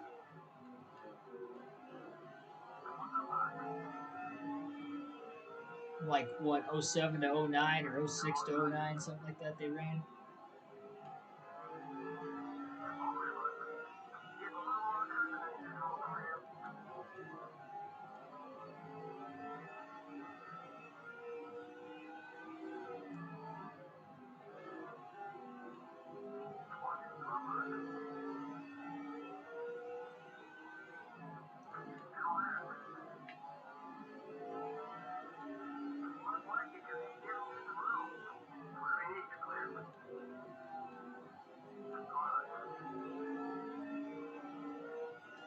Can alternate through the different camera angles for the next 4 laps. It'll be the final time we'll do that in our first race of the afternoon.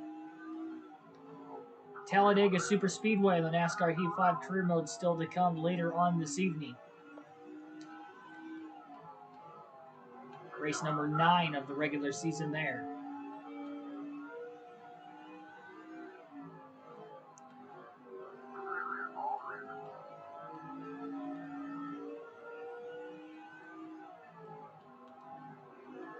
What happens to timing and scoring if the leader blows up or wrecks 2 laps up? I mean, they would be out of the race. Second place wouldn't officially take the lead until you know, 2 laps after the fact. But they would, I mean, it would be the same thing. It's not like he's going to be out of the race, so we technically kind of go, I guess, like at lap 3. Like, say it happens, let's say it happens right now, lap 324. Then if we were to exit from the race, whoever's in second, which is likely still Bobby Hamilton Jr., who is 2 laps down, you get 1 lap back, get a second lap back. Then when he takes the lead, it's still lap 324. Then we'd cycle all the way back through again. I gotta pause it for a quick second down the back straightaway. I don't know why my eye is so itchy right now. That was bothering me for a good 20 laps or so. I was trying to hang on, and it just kept nagging me a little worse. There we go. It's a video game. I have the option to do that. I try not to, but I don't know why my eye was itching like that. That is all better.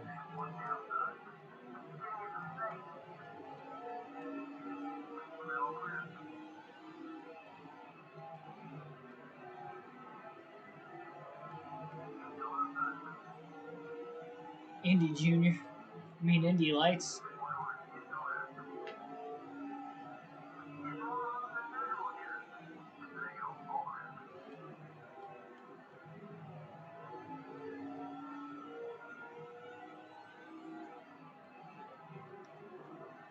How much longer do I think I'll do YouTube? I don't know. I mean, that's just a question to...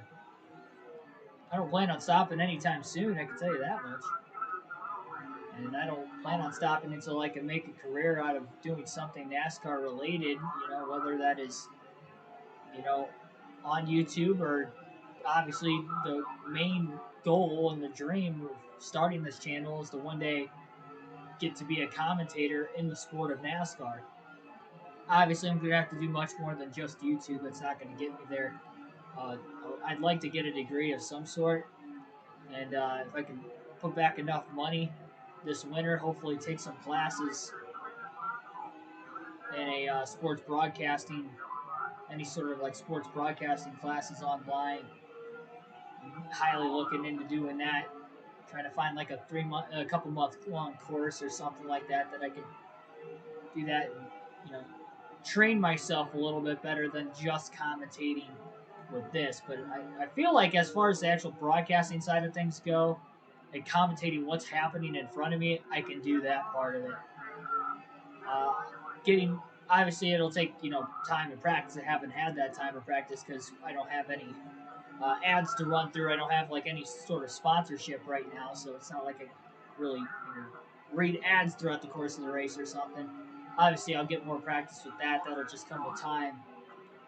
But, you know, knowing when exactly to send it to break, you know, and the little things like that, when to send it down to reporter, how the communication goes behind the scenes of setting things up, how the everything goes down a couple hours before they even go live with the production meetings and setting that stuff up. You know, I have no clue what goes on in production meetings as far as like to a T because I've never been in one before. So I'd like to, you know, learn obviously before I get in there, so I'm not just fed to the wolves. You know, especially if it is some sort of a bigger commentating role in the sport of NASCAR. But it'd be cool if I could do both. You know, honestly, like if I make it somewhere, and obviously if, you know, people are still watching the streams down the road and watching, you know, videos, whatever I'm doing down the road, that I will be more than willing to go out of my way to make sure I at least get a few videos up a week that you guys would enjoy the content. Because I'm not just gonna like leave and, you know, not say goodbye or, you know, anything like that. Yeah, I don't plan on doing that.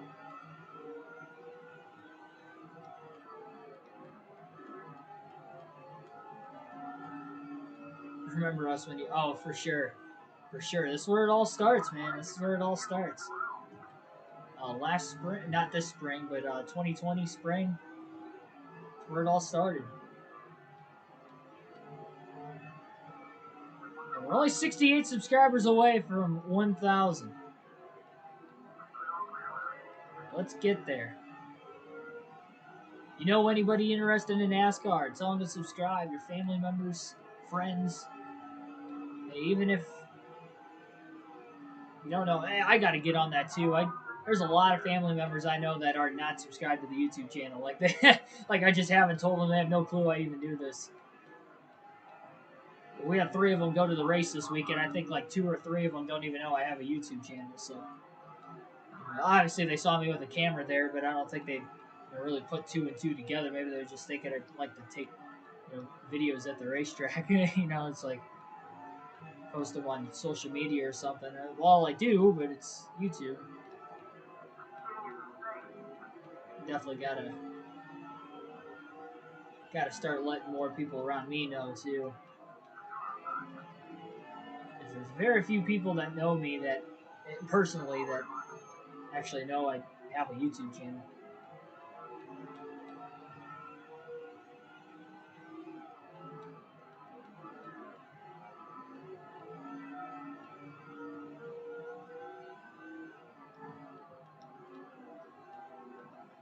Kevin Harvick is, again, just completely dominated this race. He's got a 2-lap lead on the field, 55 laps to go at the Red Bull Raceway, about 4 laps in a minute.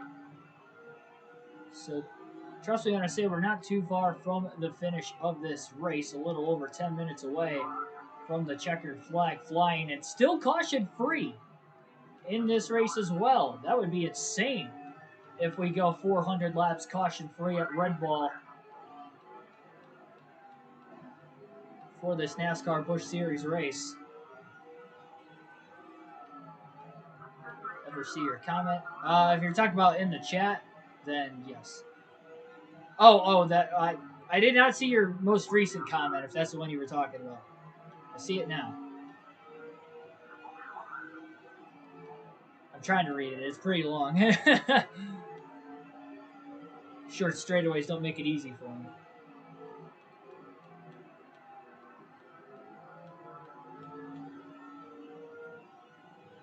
Oh yeah, under caution for sure. Yeah, you see under like the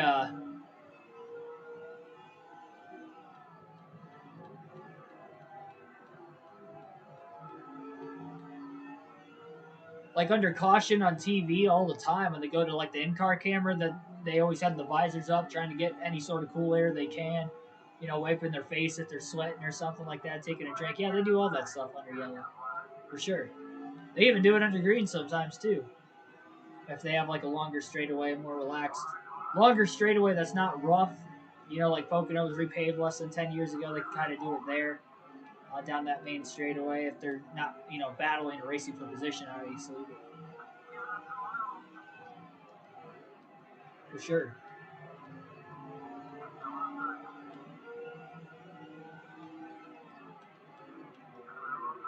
Yes. So actually, I didn't have Well, I did have NASCAR 07 for the PS2, but I had NASCAR on the PSP, which was essentially NASCAR 07. It was the same game. It had a little bit different layout to it with it being on the PSP, but it was NASCAR 7. I actually played that more on my PSP than what I did NASCAR 7 on the PS2. So, NASCAR Chase for the Cup 2005 was like my PlayStation 2 game when I was younger, and then the NASCAR 7 was mostly played on my PSP, because I had my PSP from I don't even know, like first or second grade all the way up until like my freshman or sophomore year of high school. Like I had that thing for a while. It was in great condition. I took great care of it. And then it finally started like getting to the point where the memory card was wanting to pop out on me at random reasons, just because it was getting old, just issues. And caution is out. Late at Red Bull with 43 laps to go, we finally get our first yellow. And I didn't think we were going to make it through this race caution-free, but boy, we came close. There wasn't much contact there. Take another look at the replay. Ashton Lewis in the 46 slipped up the track, made a little contact with the I couldn't tell who was on the outside of him. Might have been Tiny Buchanan in the 113. But whoever it was, or for whatever reason, NASCAR decided to throw the yellow there.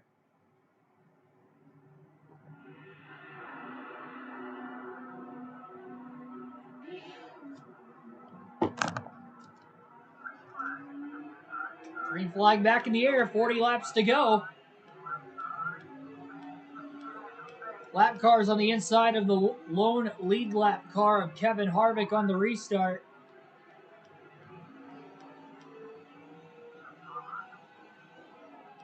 Center quickly gets to the bottom after 3 cars on the inside lane that were multiple laps down got around him.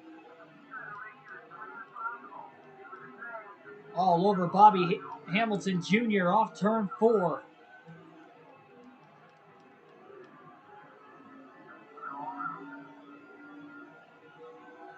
Hamilton might have scraped the wall off the exit of turn 2.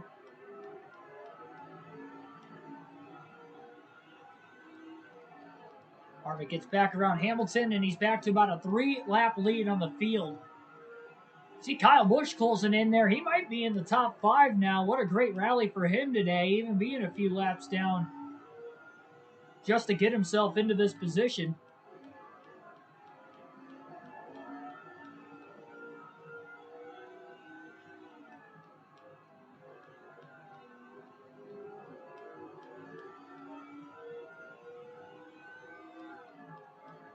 Harvick continues to pull away.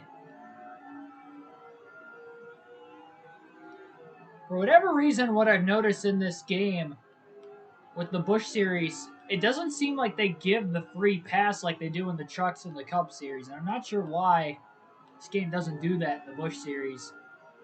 They also don't have any green-white checkers in the Busch Series in this game, but they do for the Cup and for the Truck Series. So I'm not sure why it's like the Busch Series is still under the old Winston Cup rules as far as like how the races went, at least on the restarts and the cautions. The only thing that's different is not racing back to the caution flag. But again, that's the second race in a row where we've had an extremely late yellow in this race for being the first caution, and just like the last race at New Hampshire, it could be the only caution. 31 laps to go for Harvick, nothing but clean air ahead of him. Might be lucky to even catch another lap car by the end of the race at this point.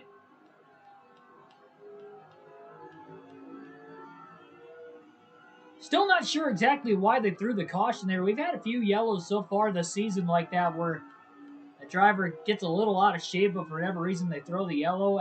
That should not have been a caution. Ashton Lewis did get a little loose, and he did end up into the side of the 113 of Tiny Buchanan, but both cars kept it off the wall. They didn't slow down too much. They kept it, for the most part, pretty straight. It just looked like, racing. But that is our only caution so far in this race, and we'll see if we get another one before the end as well. But, Harvick's pretty much got this thing locked up. It was the complete opposite side of the racetrack from where he was at when that happened.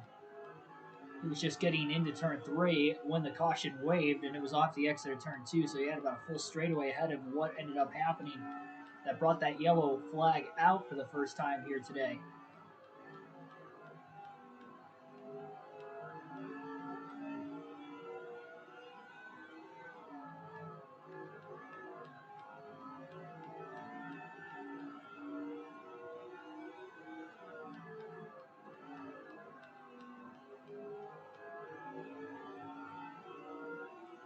So our start time is going to be pushed back a half hour for the NASCAR Heat 5 Career Mode race, with this race being a little bit longer than what I would have expected it to be. I wasn't expecting a 400-lap race at Red Bull, but hey, we got it in anyway, and we will still run our doubleheader as promised with the NASCAR Heat 5 Career Mode later on this evening at Talladega for the Geico 500.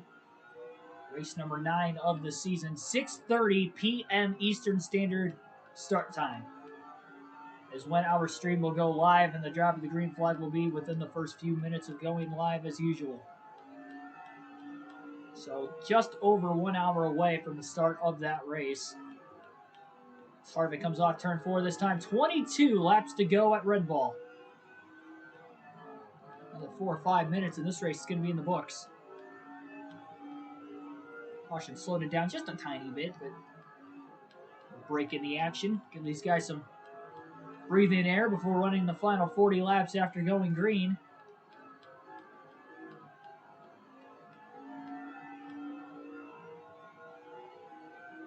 Harvick's fastest lap of the race is a 15.261. A little bit later into the run, about 60 plus laps on his tires. That last lap was a 15.465, so a couple tenths of a second off the pace at this point. A 3-lap lead on the field, utter domination for Kevin Harvick. This will be his largest margin of victory by far this season. Not the most dominating race as far as laps led go. He led every single lap at Dodge Raceway earlier this season, all 300 laps in that race. That was probably his most dominating race. He won that race by a couple laps as well. But as far as margin of victory goes, he's got that race beat. He will not lead all 400 laps in tonight's race. Be a little, well, right around 20 laps shy of leading every lap. Did qualify on the pole, though, just like he did at Dodge Raceway as well.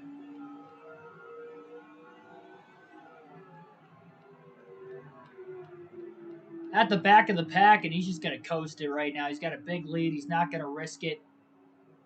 Got 16 laps to go. He wanted to let those lap cars get ahead of him a little bit. Now he'll try to gas it back up and get up to speed once again here. Turns 1 and 2. He wants the clean air as much as he can. He doesn't want to take any risks of somebody trying to block him off the wrong way with the lap traffic. Maybe there's a wreck at the back of the pack that could happen again. Where we saw one of our cautions. So you can see on the track map on the upper right-hand corner of the screen how congested it is in the middle of the back of the pack right now, and Harvick just wants nothing to do with it. Playing it extra smart with the race lead. Locked in the most laps, so a race win will be a max points day. He leads the championship standings coming in. He will grow that lead out just a little bit more over Kyle Busch. Kyle not going to get any laps led today, so no bonus points for him, though he did at least rally back to 4th for a brief moment on the restart. Not sure exactly where he's running right now, but I would assume it's probably somewhere around there.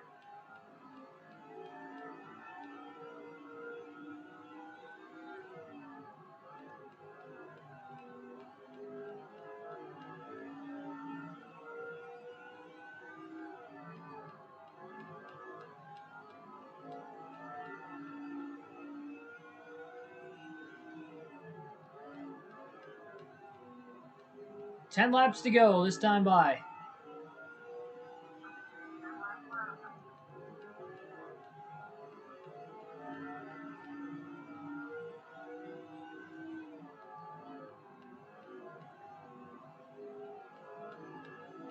Get to the white flag. Yes, indeed. 9 to go. Not looking to push it, though, with a few laps lead. It'll take a few cautions to even get anybody back into it again and again, as I mentioned. For whatever reason in the Busch series on this game, no green-white checkers, because we had a race at California earlier this year where we were supposed to have a green-white checker and ended under the yellow on a caution that happened with 3 to go.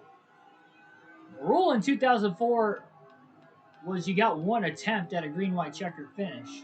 But we didn't even get an attempt.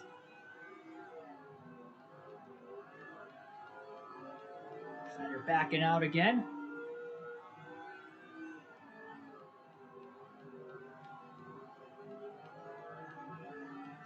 Trying to stay away from the back of the pack as much as possible. He doesn't want to back up too much that he's going to have pressure from behind either, just in case. Still has to make it to the end of the race, obviously, to win the race. Here we go, 5 laps left.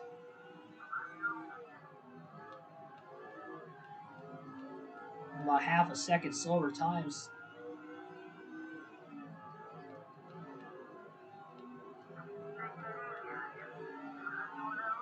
4 to go now.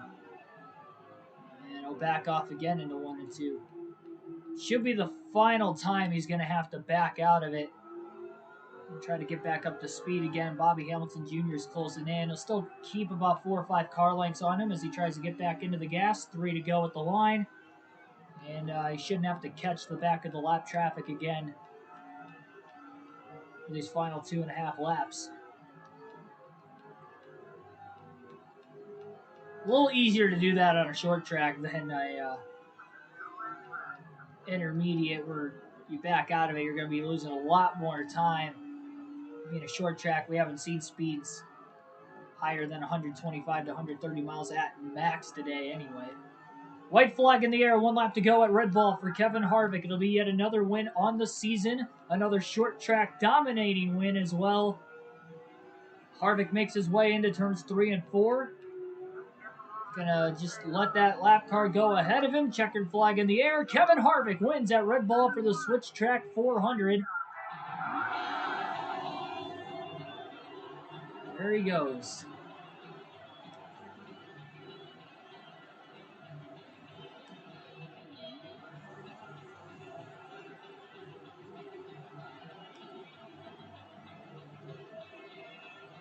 We'll see if we can get the sweep on today's doubleheader.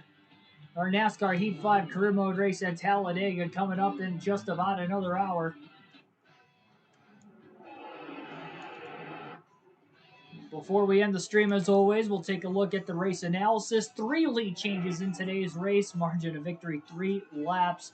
Harvick led all but 20 laps in today's race. He led 380 of the 400 laps, and we had that 1 caution for incident in 1 hour, 47 minutes total race length here today. Bobby Hamilton Jr. finishes 2nd, Kenny Wallace 3rd, Ron Hornaday 4th, Dwayne Borland rounds out the top 5. Tim Feeta was 6th, Kyle Busch 7th, J.J. Yaley 8th, Hermie Sadler 9th, and Ashton Lewis rounds out the top 10. Kyle Busch started mid-pack in 24th, but even with finishing 4 laps down, still got a top 10 with a 7th place run. So still lost points, though. Obviously, he came in behind the guy who won the race and got a max points day of Kevin Harvick here. But we'll take a look at that point standings run before we end the stream.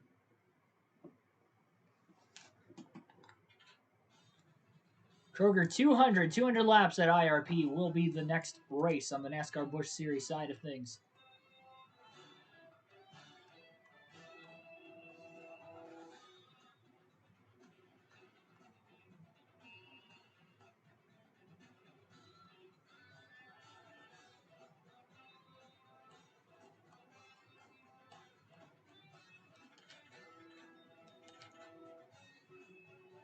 So there's a look at the new updated point standings. Kevin Harvick has a 96-point lead on Kyle Busch.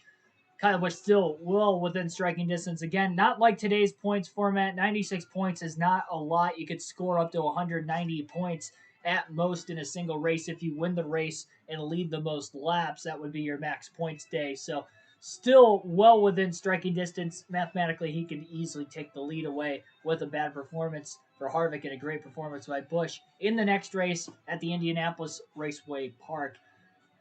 I believe that race is going to be tomorrow night on the channel. That will be before the Daytona race for the Xfinity Series, because we'll be doing live commentary of that. Let me check real quick what time that starts. I think it starts at 8. If that is the case, we'll run a Busch Series race right when I get home from work. 7:30 is the race tomorrow. We could still get this in. It's only 200 laps at IRP. It's not going to be a long race. So I think with that being said, we'll run it then.